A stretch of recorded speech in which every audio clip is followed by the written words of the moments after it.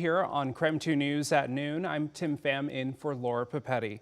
Well, we're starting things off with a look at your weather forecast because it is a rainy afternoon. Nicole Hernandez is in for meteorologist Thomas Patrick right now. And Nicole, there's a lot of green on your radar right now. That means there's rain, right? There's rain. There's definitely rain. If you caught it at the very beginning there, looking out over downtown, you could definitely see the rain coming down from our live tower camera. This is what it looks like on radar, though. A lot of rain coming down in a lot of different places. You can see up in Sandpoint, they're getting a little bit more intense rain, or near Sandpoint, some intense rain. Coeur d'Alene getting more than Spokane at the moment, but also moving through the Palouse right now. I'll zoom in. Let's see, right there on Spokane and Coeur d'Alene, just so you can kind of see where it's all moving through at the moment. This is one of those big bulks of rain that we were talking about this morning. We thought that noon would be about the time another bulk of rain would hit us here in the Spokane area. And as we look forward, things stick similar throughout the afternoon, just kind of rain and cloud cover and chilly temperatures all the way around. We end up getting a little bit of a break and then another bulk of rain and then another bulk of rain, and it just kind of keeps happening. This is 8 o'clock night. You can see Spokane and Coeur d'Alene under yet another big batch of rain there. So we're just going to keep seeing that kind of happen over the course of the next day or so into your Wednesday. Coming up, though, I do want to let you know how cold we are because we're really chilly compared to yesterday in particular. New within the last 30 minutes, President Biden solidified his support for Israel.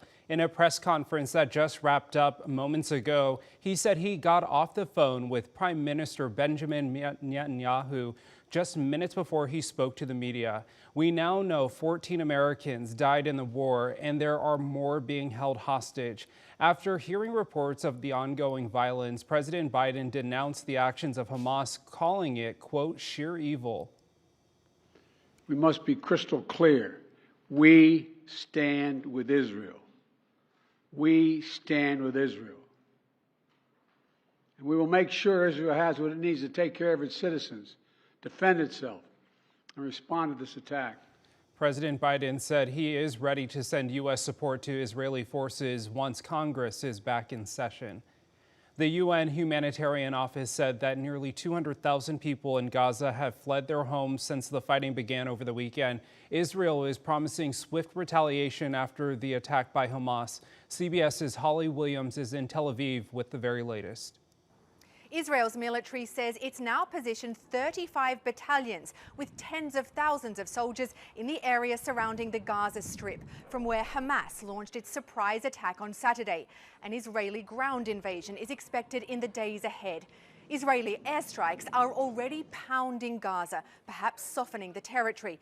Israel says it's taking out weapons storage and infrastructure used by Hamas, which is designated a terrorist group by the US.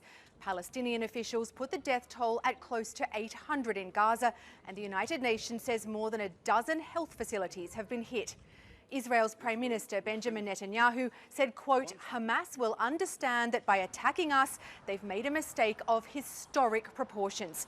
Hamas says it won't negotiate a prisoner swap using the people it kidnapped while it's still under fire. They include children and the elderly. The militants have threatened to execute one of the hostages every time Israel bombs Palestinian civilians without warning. Holly Williams, CBS News, Tel Aviv, Israel. Well, the devastation in Israel is not lost on people living right here in Spokane. People in the Jewish community say they've been in mourning since the attacks began.